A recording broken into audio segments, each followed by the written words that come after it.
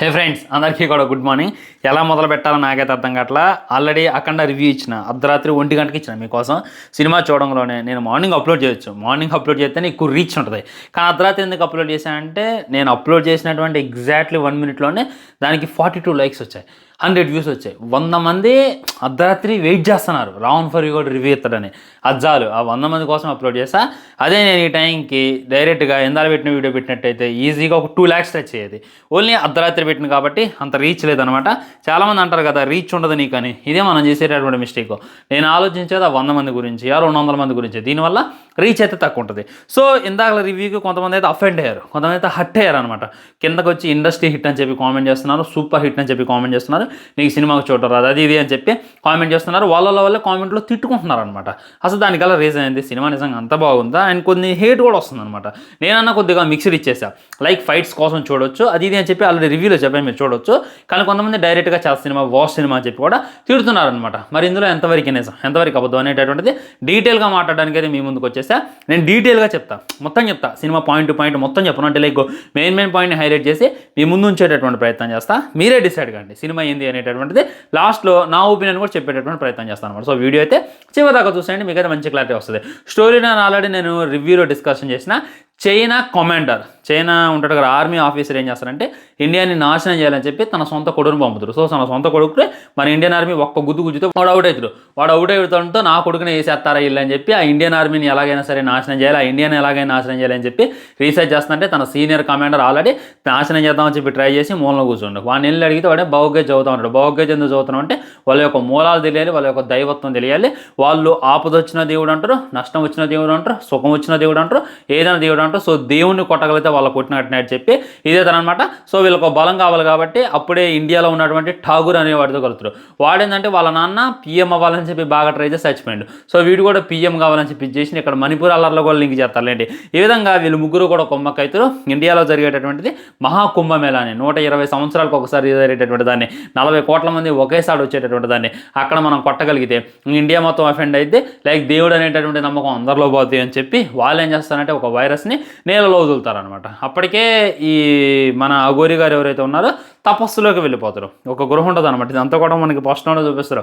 ఒక గృహంలోకి వెళ్ళి అక్కడ నందిని చూపించేటటువంటి ఎలివేషన్లో బాగుంటాయి. పోయో గృహంలోకి వెళ్ళిపోయి తపస్సు చేస్తారు. సో ఒక రీజన్ కోసం అయితే తపస్సు చేస్తూ ఉంటాడు అనమాట. ఇంకా ఆ తర్వాత ఇదంతా జరిగింది. అండ్ మన చిన్న బాలయ్య బాబు గారిని చూపిస్తారు. ఆల్రెడీ హీరోయిన్ ఫోటోకి అయితే దండేసేసారు. అండ్ తన కూతురుని చూపిస్తారు. తన కూతురికి అయితే ఐక్యూ 222 ఉంటుందంట. అంటే ఒక ఐన్స్టీన్ కన్నా, ఒక న్యూటన్ కన్నా తన ఐక్యూ అనేటటువంటిది వేరే లెవెల్. తను చూసుకున్నట్లయితే చాలా అంటే చాలా కనిపెడుతుందంట, మందులు కనిపెడుతుందంట, వైరస్లు కనిపెడుతుందంట, యాంటీడోట్లు కనిపెడుతుందంట. నీ కూతురు చాలా తెలివైందని చెప్పి మధ్యలో ఎలివేషన్లు ఇవ్వటం. తన గురువు ఎవర్రా, తన టీచర్ ఎవర్రా అంటే మన సంయుక్తమైన. ఈ విధంగా అక్కడెక్కడ చిన్న బాలయ్య బాబు గారిని కలవడం అది ఇది ఉంటుంది. ఈ లోలోనే వీళ్ళు కుంభమేళలో ఒక వైరస్ని అయితే వదిలిపెడతారు. ఆ వైరస్ చూసుకున్నట్లయితే విజయం అయితే 6 గంటల్లోనే ప్రతి ఒక్కరు టపా కడుతూ ఉంటారు. సో అందరికీ కూడా మన ఠాకూర్ ఇదేటటువంటి టైం అని చెప్పి అందరినీ కూడా డీమోటివేట్ చేస్తాడు. దేవుడు ఎక్కడున్నాడు, దేవుడు అనేటటువంటి వాళ్ళు లేడు. నేను ఇప్పటిదాకా దేవుడిని మీకన్నా చాలా అంటే చాలా బలంగా నమ్మా, మీకంటే చాలా అంటే చాలా గట్టిగా నమ్మా. దేవుడు అనేవాడు ఉంటే ఇన్ని హత్యలు జరుగుతాయా? ఆయన నదిలో మునగడానికి వస్తే మనందరినీ కూడా ఇచ్చేస్తారా? దేవుడు అనేవాళ్ళు లేడని చెప్పి ఆయన వేసుకున్నటువంటి ఆ మాలను తీసేస్తారు అనమాట. ఇక అక్కడ అందరికీ కూడా దేవుడి మీద యాంటీ వచ్చేస్తుంది, అందరికీ కూడా దేవుడి మీద నెగిటివ్ వచ్చేస్తుంది. అందరూ కూడా భయపడతారు అన్నమాట. అక్కడ ఉన్నటువంటి ప్రజలు, అక్కడ ఉన్నటువంటి సీఎం పిఎం వీళ్ళంతా కూడా భయపడతారు. ఈ ప్రజలు దేవుణ్ణి వద్దంటున్నారు. దేవుడు అనేటటువంటి వాళ్ళు లేకపోతే మన చట్టాలు వీళ్ళని ఆపలేవు. చాలా ఆకృత్యాలు పెరిగిపోతాయి, హత్యలు పెరిగిపోతాయి, ఇవి పెరిగిపోతాయి అని చెప్పి వీళ్ళలో వీళ్ళు డిస్కషన్ చేసుకుంటారు. సో వీళ్ళు రాజకీయ జ్ఞాతం చెప్పి చూస్తారు అనమాట. అదేటటువంటి టైంలో మన చిన్న బాలయ్య బాబు గారు కూతురు యాంటీట్యూడ్ని కనిపెట్టింది. ఇక్కడ ఒక వైరస్ వచ్చి విజృంభణ చేస్తుందని చెప్పి నేను మీకు చెప్పా కదా, దానికి యాంటీట్యూడ్ అయితే కనిపెట్టింది అనమాట. అది విలన్లకి ఎలాగోలాగ లీక్ అయితే తనైతే వెంబడిస్తారు. అది మాకు ఇయ్యానంటే తనేమి ఇవ్వదు. సో ప్లీజ్ వద్దన్న టైంలో ఇప్పుడు మన తపస్సు చేస్తున్నారు కదా బాలకృష్ణ గారు, అక్కడికి వెళ్ళి బాబా అంటది. ఏమంటే మాట ఇస్తున్నా తల్లి, కష్టం వచ్చినా నష్టం వచ్చినా నీకు ఎటువంటి హాని తెలియనా నేను నీ కోసం వస్తా అని చెప్పి మన ఆల్రెడీ బాలయ్య బాబు గారు మాట ఇచ్చారు కదా, అదేవిధంగా వస్తారనమాట. ఇదంతా కూడా ముందు జరిగేది. మధ్యలో జాజికాయ సాంగ్ అది ఇది ఉంటుంది అనమాట. అవన్నీ కూడా స్కిప్ చేయండి, అవి అంత ఇంపార్టెంట్ కాదు. ఆ తర్వాత సంయుక్తమైన కూడా మధ్యలోనే వేసేస్తాడు. మ్యాక్సిమం ఫస్ట్ హాఫ్లోనే నేను లెక్కేసిన దాని ప్రకారం ఒక 200 మందిని అయితే వేసేసిండు బోయపాటి సీన్ గారు అనేటటువంటిది నాకైతే అర్థమైంది అనమాట. ఇంక ఇంటర్వెల్ ఫైట్ ఉంటుంది భయ్యా, అబ్బబ్బబ్బబ్బా మైండ్లో తిరుగుతుంది. సీరియస్లీ చెప్తున్నా, వేరే లెవెల్ అంటే వేరే లెవెల్. ఒక అవెంజర్స్ మూవీ చూస్తున్నానా, ఒక హాలీవుడ్ మూవీ చూస్తున్నాను అనేటటువంటి ఫీలింగ్ కలిగింది. ఎలా కొడతాను అనుకున్నారు, జిక్ అని వస్తాడు, జిక్ జిక్ జిక్ జిక్ అని వచ్చి అందరినీ వేసేస్తారు అనమాట.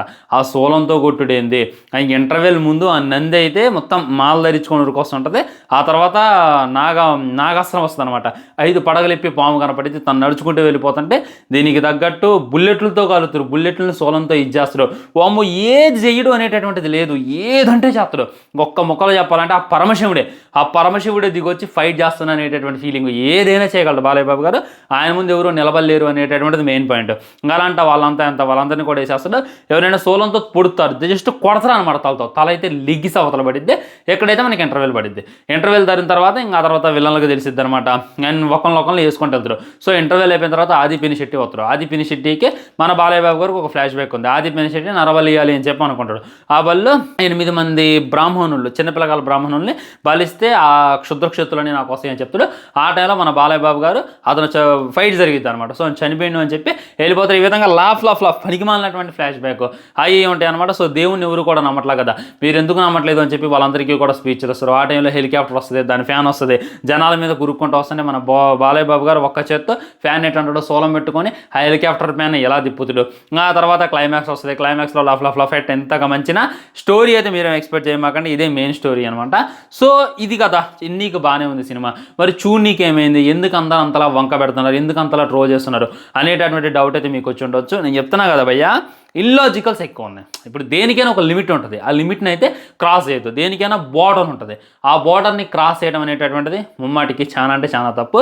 ఆ బార్డర్ని అయితే బోయపాటి శ్రీను గారు ఈ సినిమాలో క్రాస్ చేసిండు, ఇష్టం వచ్చినట్టు తీసిండు. హానెస్ట్లీ చెప్తున్నా, చూస్తే చూడండి లేకపోతే లేదని చెప్పి ఏది పడుతుంది, నోటికి ఏదొత్తే అదే, చేతికి ఏదొత్తే అదే, ఏది చేయాలనిపిస్తుంది ఎలా పడితే అలా తీసిపడేసిండు.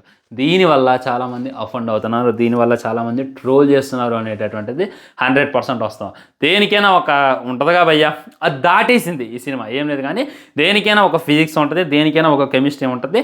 వాటన్నిటిని దాటేసి ఇష్టం వచ్చినట్టు సినిమా నడిపేశారు అనేటటువంటి ఫీలింగ్లో అయితే ప్రతి ఒక్కళ్ళు ఉన్నారు. బోయపాటి శ్రీను గారి సినిమాల్లో ఇంక ఏం ఉండదులే బ్రో, ఇంతకు మించానంటే అంతకు మించే ఒక స్కంద వనికి రాదు, ఒక అఖండ వనికి రాదు. అంటే లైక్ ఆ ఫైట్స్లో అంటే లిమిట్స్ దాటడం వల్ల మళ్ళీ అఖండ వనికి రాదు అంటే అఖండ కన్నా బాగుంది అని అనుకోమాకండి. అఖండాలో నా ఫేవరెట్ సీన్ చాలా ఉన్నాయి. అలాంటిది ముఖ్యంగా ఈ సినిమాలో ఆయన మిస్ చేసింది ఏంటంటే ఇక అడ్డదిడ్డం స్పీచ్లు కూడా గంటలు ఉంటాయి. ఎవరింటారు చెప్పండి. ఇప్పుడు మన కన్నప్ప సినిమా ఉంది. కన్నప్ప సినిమా ఎందుకు ఫ్లాప్ అయి కూర్చుంది అని అంటే దానికి కారణం పేజీలు లేదాగు ఒకటే చదువుతారు. ఇందులో కూడా అంతే, సూటిగా సుత్తి లేకుండా ఒక ముక్కలో చెప్పడు. ఇప్పుడు అఖండ సినిమా ఉంది, అక్కడ దేవుడి గురించి చర్చ ఉంటుంది అనమాట. శూలం గురించి, హైందవం గురించి చాలా అంటే చాలా గొప్పగా చెప్తాడు. చాలా అంటే చాలా మంచి మాటలు అవి. అవన్నీ చాలా అంటే చాలా బాగుంటాయి అఖండ పార్ట్ వల్ల. జస్ట్ సూతి లేకుండా సుత్తిగా అంటే డైరెక్ట్ సోది లేకుండా డైరెక్ట్గా చెప్పేస్తారు అనమాట. దానివల్ల అందరూ చాలా అంటే చాలా బాగా ఉన్నారు. కానీ ఈ సినిమాలో ఆ పాయింట్ అందరికీ నచ్చింది, ఆ పాయింట్ నార్తోళ్ళకు బాగా ఎక్కింది, ఇది ఇంకా ఎక్కించుకుంటారు అనేటటువంటి ఉద్దేశంతో పేజీలు డైలాగ్ అయితే చెప్పడం జరిగింది. మరి చెప్పిన దాంట్లో ఏమన్నా మ్యాటర్ ఉంటుందా అంటే ఉండదన్నమాట. దేవుణ్ణి తక్కువ చేసి చూపించడం ఆల్రెడీ నేను రివ్యూలో చెప్పాను, దాన్ని మీరు డిస్కషన్ చేయొచ్చు. అండ్ దైవ భక్తుల్ని కూడా తక్కువ చేసి చూపించడం దీని గురించి కూడా రివ్యూలో చెప్పాను, దాని గురించి కూడా మీరు డిస్కషన్ చేయొచ్చు. ఈ విధంగా ఈ రకరకాలుగా సినిమా తీయడం వల్ల కొంతమంది తిడుతున్నారు, కొంతమంది ట్రోల్ చేస్తున్నారు. కానీ ఏవి ఎక్స్పెక్ట్ చేయకుండా ఒక్కసారి వెళ్ళి అలా చూస్తే డొల్లియొచ్చు అనేటటువంటి ఫీలింగ్ అయితే నాకు కలిగింది. మరీ అంత వర్స్ట్ సినిమా కాదు, మరీ అంత చెత్త సినిమా అయితే కానే కాదు, చూడొచ్చు. బోయపాటి శ్రీను గారు బాలయ్య బాబు గారు సినిమాలో ఎక్స్పెక్ట్ చేయాల్సినటువంటి ఎలిమెంట్స్ ఇవి. ఇంతకు మించి మీరు టాప్ నాక్ ఎక్స్పెక్ట్ చేయమాకండి. ఎక్స్పెక్ట్ ఏమీ లేకుండా వెళ్తే మట్టికి ఫైట్స్ మీరు ఎంతైనా ఎక్స్పెక్ట్ చేయండి. ఇప్పుడు నేను చెప్తాను కదా ఫైట్స్ బాగుంటాయి అని చెప్పి, ఇంటర్వెల్ బాగుంది అని చెప్పి మీరు వెళ్తారు కదా, మీ ఎక్స్పెక్టేషన్స్కి మించి ఉంటాయి ఫైట్స్, మీ ఎక్స్పెక్టేషన్స్కి మించి ఉంటుంది ఇంటర్వెల్. దాంట్లో అయితే డౌట్, దాంట్లో అయితే మాట్లాడుతున్నా. అండ్ తమన్ కూడా మ్యాక్సిమం డ్యూటీ చేసేసిండు, అది ఆల్రెడీ ఫుల్ రివ్యూ ఇచ్చిన అనమాట. ఇది ఫ్రెండ్స్, అందుకే కొంతమంది ట్రోల్ చేస్తున్నారు, కొంతమంది తిడుతున్నారు, కొంతమంది పొగుడుతున్నారు. ఏదేమైనా కానీ సినిమా అక్కడక్కడ మిక్స్ నడుస్తుంది. కొంతమంది ఒకసారి చూడటం ఎక్కువ అని చెప్పి కూడా మాట్లాడుతున్నారు. మరి మీరు చూసారా లేదా, మరి చూడబోతున్నారా అనేటువంటి డెఫినెట్లీ కింద కామెంట్ చేయండి. వీడియో లైక్ చేయండి, షేర్ చేయండి, ఛానల్ సబ్స్క్రైబ్ చేయండి. తర్వాత ప్రీమియస్ కలెక్షన్ వీడియోతో మళ్ళీ కలుద్దాం. బై బై, నమస్కారం.